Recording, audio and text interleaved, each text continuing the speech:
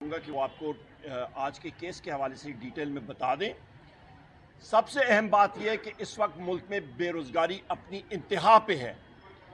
اس وقت آپ کا جو سیلاب کی وجہ سے اور اس کے پہلے جو حکومت پنجاب نے غلط گندم کی پالیسی رکھی، پہلے محسن نقوی جو اس وقت انٹیریئر منسٹر ہے، اس سے پہلے وہ نگران وزیر اعلیٰ تھا، 450 ارب روپے کی گندم امپورٹ کی گئی، پنجاب کے کاشتکاروں کی تباہی ہو گئی۔ اس کے بعد مریم نواز کی حکومت آئی اور انہوں نے کاشتکاروں سے گندم خریدی نہیں اور اس کو پرائیویٹ سیکٹر کے ہاتھوں میں دے دیا، اور وہاں سے جو گندم کی کرائسس ہوئی ہے تو روٹی کی قیمت اس وقت خواتین و حضرات 50% زیادہ ہو گئی ہے۔ ایک نان پنجاب میں جا کے دیکھ لیں تو 25 روپے سے زیادہ ایک نان ملتا ہے۔ وہاں پہ قوت خرید ختم ہو چکی ہے۔ ملک میں جو نقصان ہوگا، جو آپ کا پیداوار ہوگی آپ کے ملک میں، جس کو انگریزی اکنامکس میں گراس ڈومیسٹک پروڈکٹ GDP کہتے ہیں، شہباز شریف کی اس حکومت نے، یہ 4 سال شہباز شریف کی حکومت چل رہی ہے، PDM1 PDM2 اذان ہو رہی ہے، میں مختصر یہاں پہ بات کرتا ہوں۔ پاکستان کی خواتین و حضرات، السلام علیکم۔ میرے بائیں طرف ہمارے بیرسٹر گور صاحب میرے وکیل بھی ہیں، بھائی بھی ہیں، پاکستان تحریک انصاف کی چیئرمین بھی ہیں۔ میرے دائیں طرف لطیف چترالی صاحب جو کہ ہمارے MNA چترال سے ہیں۔ میرے وکلاء حضرات سارے یہاں پہ موجود ہیں، ساروں کو السلام علیکم۔ پشاور ہائی کورٹ کے ہاتھے سے آپ سے مخاطب ہیں۔ سب سے پہلی چیز آغاز میں یہاں سے کروں گا کہ میرے محبوب قائد جناب وزیر اعظم عمران خان صاحب، ان کی اہلیہ بشرا بی بی صاحبہ کے ساتھ جو اس وقت زیادتیاں ہو رہی ہیں، اس کو ہم لوگ کنڈیم کرتے ہیں۔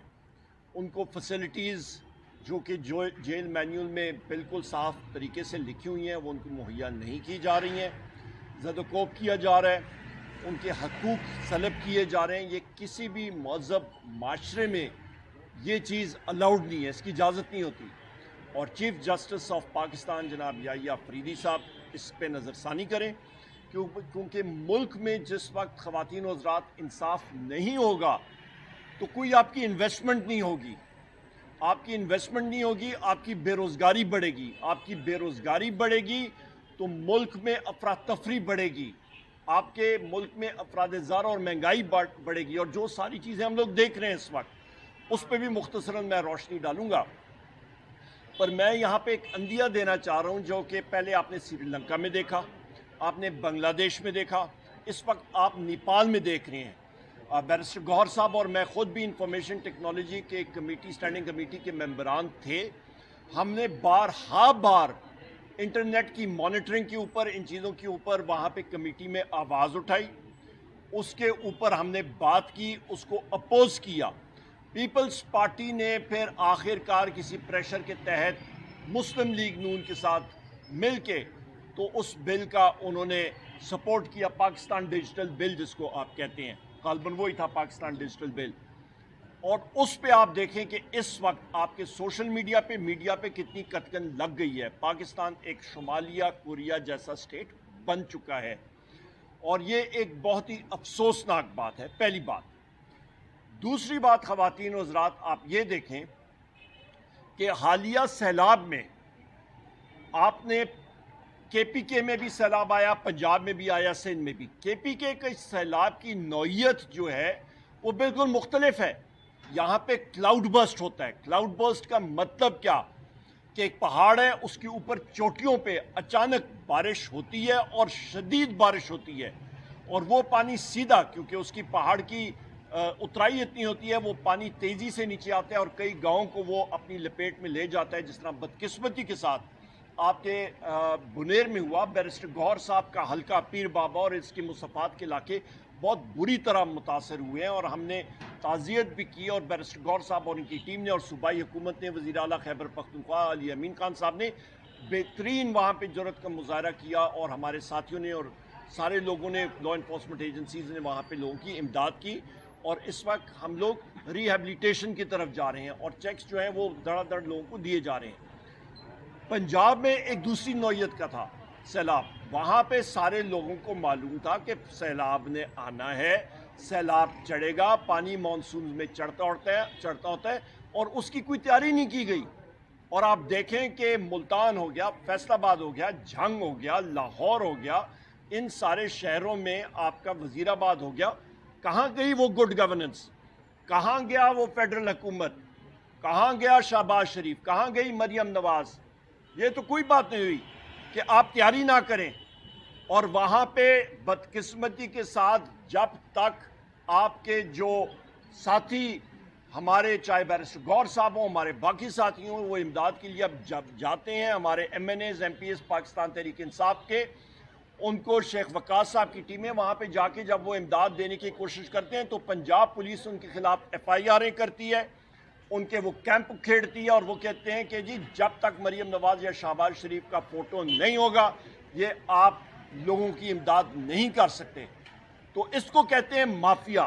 مافیا عموماً یہی کرتا ہوتا ہے کہ کسی اور شخص کو اپنی ٹیریٹری میں آپریٹ نہیں کرنے دیتا. تو یہ تو ہو گئی ایک بات. آگے جاتے ہوئے صاحب ہی کی ہدایات تھے، اور ہدایات جس وقت دی تھی تو میں خان صاحب کے ساتھ ہی تھا، اور اگست میں انہوں نے ہمیں ہدایات دی تھی کہ آپ سپٹمبر میں جلسہ کریں. پھر خان صاحب کو ہم نے یہ میسج ضرور پہنچایا کہ اس وقت جو صورتحال ہے فلڈ کی، چاہے وہ کے پی کے میں، چاہے پنجاب میں، اور اسی طرح سندھ میں بھی ہے، اور ابھی تک وہ حالات میں نے خود دیکھ کے میں آیا ہوں، بڑے برے حالات ہیں.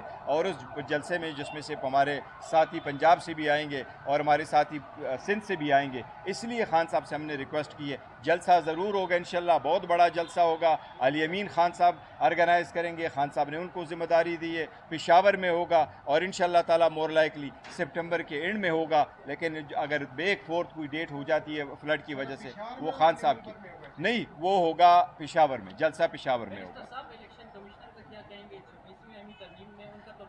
دیکھیں وہ 26ویں ترمیم کے بعد وہ ایک قسم کا سٹیپ ہی چل رہا ہے جس میں لکھا ہوا تھا کہ جب تک نئے کی اپوائنٹمنٹ نہیں ہوتی تو چیف الیکشن کمشنر اور ممبران جو ریٹائر ہو چکے ہیں وہ چلیں گے. وہ 25 جنوری کو 2025 کو ریٹائر ہوئے تھے، اور ہمارے leader of the opposition Omar Ayub Khan صاحب نے وزیر اعظم کو 2 لیٹر لکھے تھے، ان سے ڈیمانڈ کیا ہوا تھا کہ آپ اس پروسیس کو شروع کریں. لیکن آپ کو پتہ ہے وہ نہیں ہو رہا، اسی لیے 26ویں ترمیم کا فیصلہ ہوگا تو یہ بھی ساتھ ہو جائے گا انشاءاللہ تعالی. صاحب یہ بتائیے گا 2019 میں آپ کی یہاں پہ پی ٹی آئی حکومت نے action of civil power regulation per stay لیا ہوا ہے، ابھی تک سپریم کورٹ میں زیر التوا ہے آپ کا اسٹے، گزشتہ روز صوبائی سول پاور کے خلاف، تو کب پی ٹی آئی یہ اسٹے واپس لے رہی ہے سپریم کورٹ سے؟ نہیں دیکھو، مجھے اس کی زیادہ تفصیل کا نہیں اندازہ کہ کس قسم کے اسٹے انہوں نے حاصل کی ہے، اور اگر کوئی لا ہے. دیکھو ایکٹ ان سول پاور جو ہے وہ ایک کنسٹیٹیوشنل پروویژن ہے، آرٹیکل 243 وغیرہ میں موجود ہیں، ایکٹ ان سول پاور موجود ہے. اور ہم یہ چاہتے ہیں کہ ایکٹ ان سول پاور بھی ہو،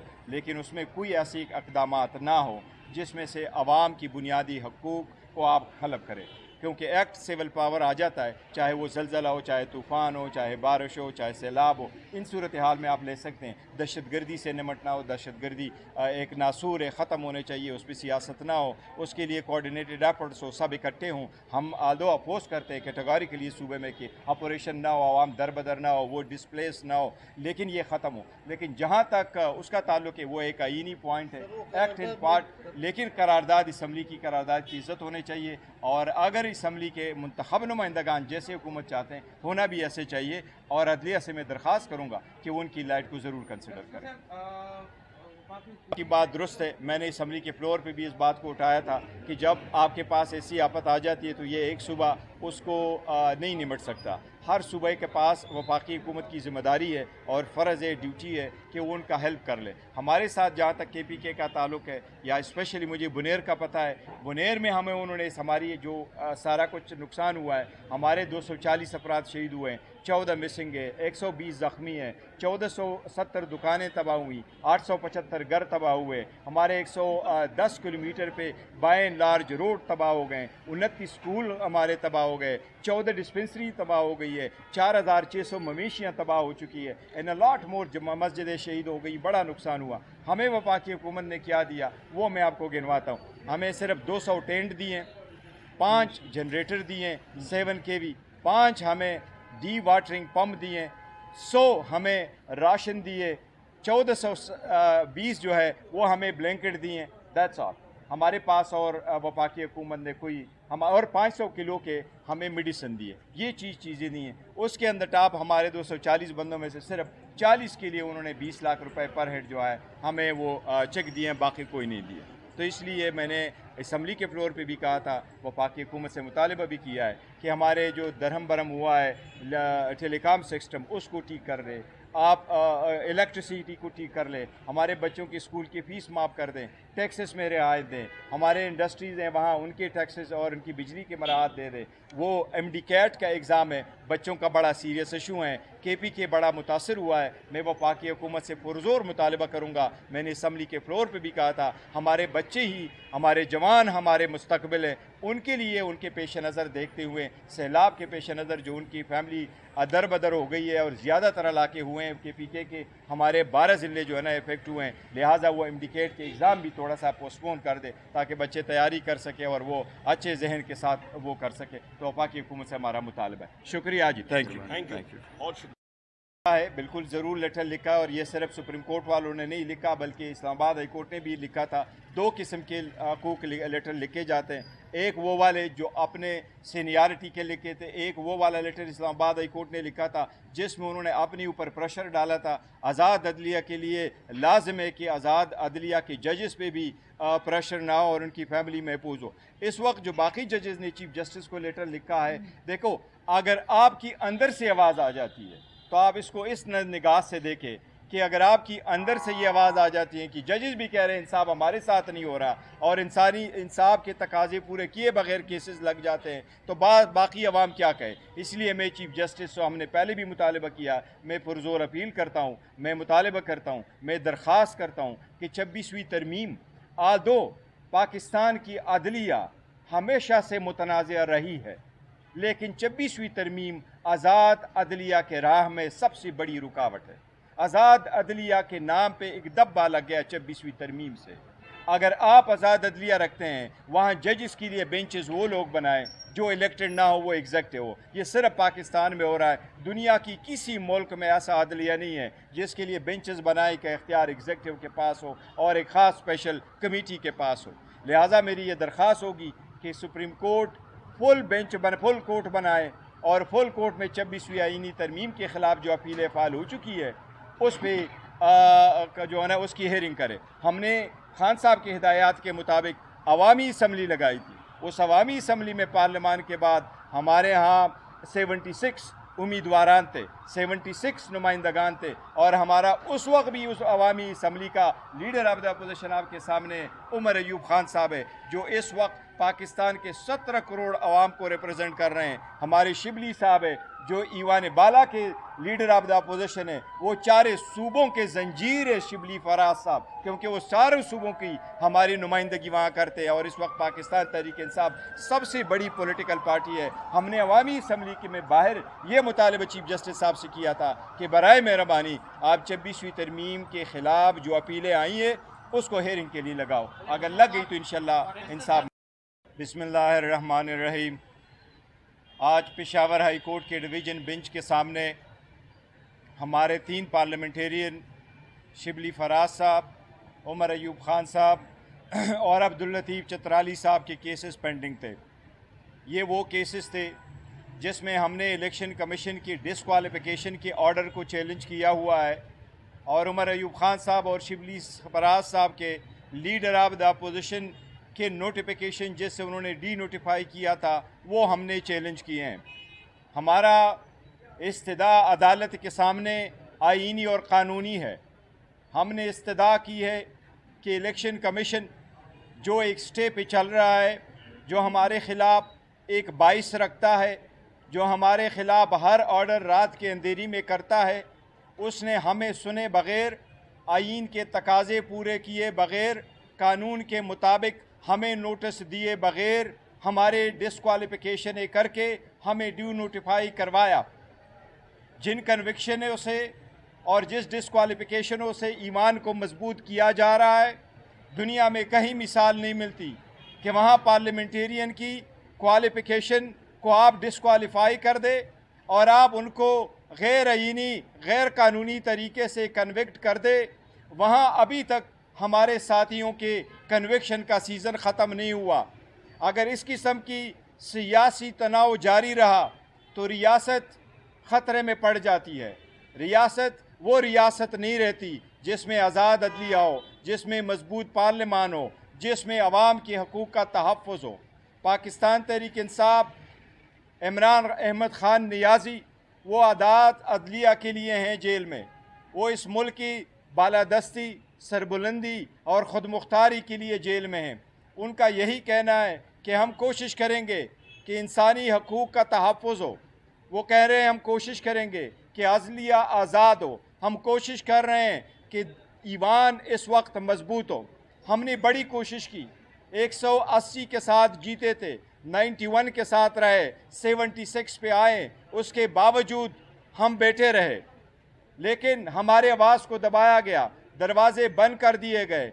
अभी तक हमारे साथियों को दोबारा डिस्क्वालीफाई किया जा रहा है। इसी तरीके से अगर ये तनाव रहा तो मुल्क का बहुत बड़ा नुकसान होगा, जमहूरियत का नुकसान होगा, इस मुल्क की मईशत का नुकसान होगा। जिस तरह उमर अयूब खान साहब ने कहा, अगर सियासी इस्तेहकाम नहीं होगा तो माशी इस्तेहकाम नहीं आएगा, माशी इस्तेहकाम नहीं आएगा तो आवाम इसी तरह बेयार और मददगार पड़े होंगे। मैं पंजाब गया, पंजाब में मैंने लोगों के हालत देखे। इस वक्त 42 लाख अफराद सैलाब से मुतासर है। इस वक्त 4500 देहात ज़ेर आब है। इस वक्त 18 लाख एकड़ अराजी पे तैयार फसलें तबाह हो चुकी है। इसी तरह KPK में भी हुआ है, लेकिन आवाम के पास वो इमदाद नहीं पहुंच सका जो इमदाद पहुंचना चाहिए, वो सहूलतें नहीं मिल सकी। आज तक पंजाब हुकूमत ने अनाउंस भी नहीं किया आवाम को क्या दे रही। इसका रीज़न यही है कि सियासी इस्तेहकाम नहीं है, सियासी तनाव ज़्यादा है। अदलिया आज़ाद होना चाहिए, आज़ाद अदलिया ना हो तो ऐसा ही होता है। खान साहब की कन्विक्शन हुई 17 जनवरी को, बुशरा बीबी की कन्विक्शन हुई 17 जनवरी को। आज तकरीबन 8 महीने हो गए इसके ऊपर, लेकिन आज तक उनकी बेल की एप्लीकेशन लग नहीं सकी। उसके लिए हम दरख्वास्तें देते हैं, एहतजाज करते हैं, वज़ीर आला समेत हम अदालत जाते हैं। क्या केसेस को, क्रिमिनल केसेस, और वो भी एक हाउस वाइफ के केसेस भी इस किस्म के महज़्ज़ब ममालिक में इस किस्म के लगाए जाते हैं। मैं सबसे अपील करूँगा कि ये सख्तियाँ ख़त्म करें। आवाम की बर्दाश्त की भी एक हद होती है। सख्तियाँ बढ़ेगी, दूरियाँ पैदा होगी तो रियासत ख़तरे में पड़ती है, रियासत का हुस्न ख़त्म हो जाता है। जो लोग काबिज़ होते हैं उन लोगों के साथ ऐसा ही आ जाता है जिस तरीके से मुस्तकबिल आपने अंजाम देखा, चाहे वो बांग्लादेश है, चाहे वो नेपाल है। आवाम के साथ सख्तियों करने से ऐसे अंजाम को लोग पहुँचते हैं। अल्लाह ना करे हमारे मुल्क में ऐसा हो, लेकिन मेरी ये दुआ भी होगी कि अल्लाह करे ये चीज़ें ख़त्म हो ताकि मुल्क सही डगर पे चल पड़े। आमीन।